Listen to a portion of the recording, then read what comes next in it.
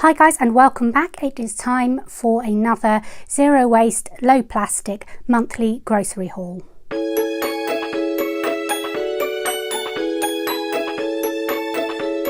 So before we get started, if you're interested in how to live well and environmentally friendly on a budget, then make sure you hit that subscribe button so you don't miss a single video. So this month's grocery haul comes in two parts. We've got the selection at the front here, which is from Loose, the plastic-free shop in Stroud, which we went to on yesterday. And then the rest of the produce on this side, which came from Morrison's this afternoon on Sunday. So I'll talk you first through what I got here from Loose. So I've got 3 big jars full of dried dates. So they're like sweets. So rather than buying sweets and chocolates, I'm going to try eating my dates and my big bag of banana chips, which is this bag at the back here, for my sweet snacks for this month, and see how I get on. I may cave, we'll see. I also got a bag here, this one that's embroidered with the words warm, full of red lentils. This one is full of white basmati rice. This big one here is full of the 3 grain flake muesli mix, and this one has got arborio rice in. There's a jar just off to the side here which is full of pearl barley or pot barley, which is great for sticking in stews and things in the slow cooker, and I like to use it in my multigrain risotto mix along with the arborio rice and various other bits and pieces. I've also got these big jars full of dried mushrooms. So these are from Lucy in Stroud, but she actually sources them from a guy local to her in Stroud who collects all the used coffee grains from all of the coffee shops in Stroud, and he grows mushrooms and then dries them, and she sells them in her shop. So I got 2 big jars of those, and we had a mushroom risotto with those last night, and they are divine. So I really like those. They're a different variety of mushrooms to the ones I usually buy and dehydrate myself. This is a jar of pine nuts and a jar full of dried chamomile, also from Luce and Stroud. The last thing is this big bottle full of apple cider vinegar. At the back here, this was a cordial bottle that I'd washed out. I took her a whole bunch of fabric bags that I'd sewed up, and all sorts of empty and washed out glass bottles, because they sell rapeseed oil and apple cider vinegar loose. So they're all full containers, but people don't often think to bring bottles. So I took her a load along.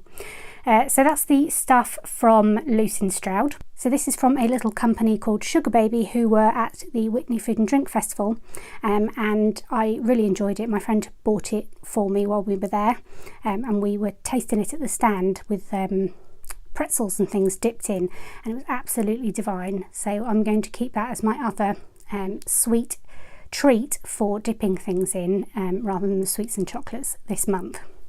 I forgot to mention this, but this was also from Luce in Stroud, and it's a new shampoo bar.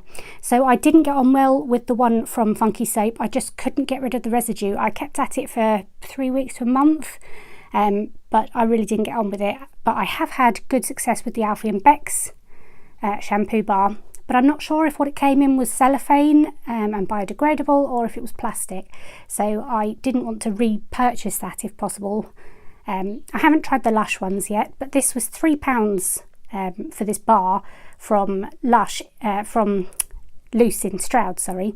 And I thought that's a brilliant price, so I'd give it a go. So but we'll see how I get on with that. But I'm very happy with that there. And if you see on the side here, it's vegan and cruelty free, which is also, I think, quite important for a lot of you that are watching this. So following on with the stuff from Morrison's, I've got 3 of the big bottles of Juicy orange squash. So this is the biggest container I can find of orange squash, which is a 3-litre bottle. We drink orange squash all day, every day, and that's how we stay so hydrated. It's not something I'm really willing to compromise on, so we do get that in plastic, just in the biggest container we can find. Some of you have mentioned that you've been able to find squash in glass bottles, but I have yet to find that. I think you said it was at Sainsbury's, and my local Sainsbury's doesn't seem to stock it. So I'm going to keep trying with that. We've got Tetra packs of soya milk. So we were making oat milk, but it just wasn't working out for us. It settles, and so you have to stir it again before drinking every single sip of the drink. And the way I was making it was turning out too slimy. So I did watch a very interesting video by Neve from Fairyland Cottage here on YouTube, explaining how to make it in such a way that it wasn't slimy, but it does still settle. So we've been experimenting with other things, and this soya milk is the only one that doesn't seem to split in coffee, because obviously coffee is acidic and it can cause curdling in a lot of the plant-based milks. So we're going with this, even though it's in Tetra packs, and Tetra packs they are possible to recycle them, but they're difficult because they're a compound material. They're made up of different layers of different materials, and so they have to strip them into the various different components before they can properly recycle. So they're not really very environmentally friendly containers. But that's where we are at the moment. We have got some dried soya beans to try making our own soy milk, but because I've been ill, we haven't got around to doing that yet. Down this side, we've got a variety of different frozen, vegetarian and vegan ready meal type things when we do chips and bits, as we call it, on weeknights when we can't be bothered to cook. So these just go straight from the freezer into the oven. So I've got a ton of baking potatoes loose in here, which I will chop up and use this chip seasoning that's down the back here. And I food prep and freeze homemade chips in the freezer, and I freeze them in old plastic bag for life type 10p carrier bags, or in the Ziploc heavy duty containers that my dog treats come in, because then I can reuse those and they Ziploc, so it's good for stopping the precipitation. Basically it's the water comes out of the food, and that's what causes freezer burn. I did cover this in depth in my how to make zero waste freezer bags. I haven't made any of those big enough to freeze chips in yet, and I don't think I'll bother because I've got these other bags and it's a great way of reusing them, and I can wash them out and reuse them again and again. So at the moment I'm quite happy with that as a solution. These corn southern fried burgers right at the back here, I got like 6 or 7 packs of those because they were on offer for £1, and I really like those with sweet chilli dip. I've got a big jar of that in the fridge already, a whole load of Linda McCartney bits and some goat's cheese and cauliflower grills from Morrison's meat-free range at the front there. And then I've got 5 big tubs of ice cream. These are cardboard tubs, but most of them do have a little foil of plastic around the top, which is unfortunate, but it's so hot here at the moment. We're in the middle of a heat wave, and so I needed ice cream, and I have given away most of my ice lolly kit because I wasn't supposed to store them in this house. It's so small, so we don't actually have the facilities to make a lot of our own ice lollies, so we're going to go with this for the duration of this heat wave. There wasn't much in the way of the Trucker Brothers cheeses in Morrison's today. Again, they seem to have sold out. I think a lot of people are going and buying them now, so I just got what I could, and we'll have to go back and pick some more of those up later in the month. I did buy 2 glass bottles of tomato ketchup. I've got the stuff to make the new batch of tomato ketchup, but again, because I've been ill, it hasn't happened, and this is the second day that I'm actually feeling human, so I don't want to push myself too hard with doing too many projects at the moment. So I'm trying to keep things a bit chilled and spend a bit more money on buying it from the shops rather than making it myself, rather than push myself too far.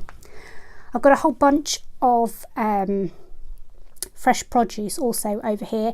I will top that up throughout the month from the local greengrocers at the fair on a Thursday, the market on a Thursday. I will also be getting our unwrapped bread from the market on a Thursday as well. One interesting thing in the fresh produce is I bought some big onions, and I'm going to dehydrate those along with some garlic to try and get the ratios right on this nettle cuppa soup. So if you saw that video, I'll put a link to it now, but if you saw that video a couple of weeks ago, I've been harvesting and dehydrating stinging nettles and then crushing them into a powder to make nettle cuppa soups that we can store all year round and have for lunches in the office and things in a mug of boiling water. So nettle is one of the most nutritious plants, nutrient dense plants on the planet. So it's also free. Where we live, it grows in abundance and it's considered a weed. So it is a forager's dream. You just need to make sure you've got the right gloves on. So I've got some onions and I'm going to dry and powder onions and garlic and mix that with my nettle powder and come up with some nettle cuppa soups. So that's where we are. We did recently actually pick up at the end of last month some more butter, so we're good for butter at the moment, and we'll be getting bread on Thursday. We've still got a few bits of bread left over. I'll show you the bills here. So this one is from Loose in Stroud, and that total came to £64.89, and this one was the shopping I just bought from Morrison's. So I took off £5 because I did buy some plants, because I can't go anywhere without purchasing new plants. And so the total from Morrison's came to £68.17 and the total from Loose came to £64.89. So altogether for the monthly grocery haul, that's £133.06. So there will be some more bits and bobs that we purchase over the next month, mostly unwrapped bread and loose produce. So that's not going to come to a hell of a lot more. We do budget £200 a month for groceries, including all toiletries and sundries, cleaning bits, anything like that we might need. So we're well on track to have a good budget for the rest of the sundries and top up bits for the rest of the month. So I hope you've enjoyed this. If you have, please remember to give it a big thumbs up. It really does help. And if you'd like to learn more about how we are living plastic free, as close as possible to plastic free as we can manage, then make sure you hit that subscribe button and have a look at my Zero Waste Home playlist, which I will link to now. Thanks for watching, guys. Bye.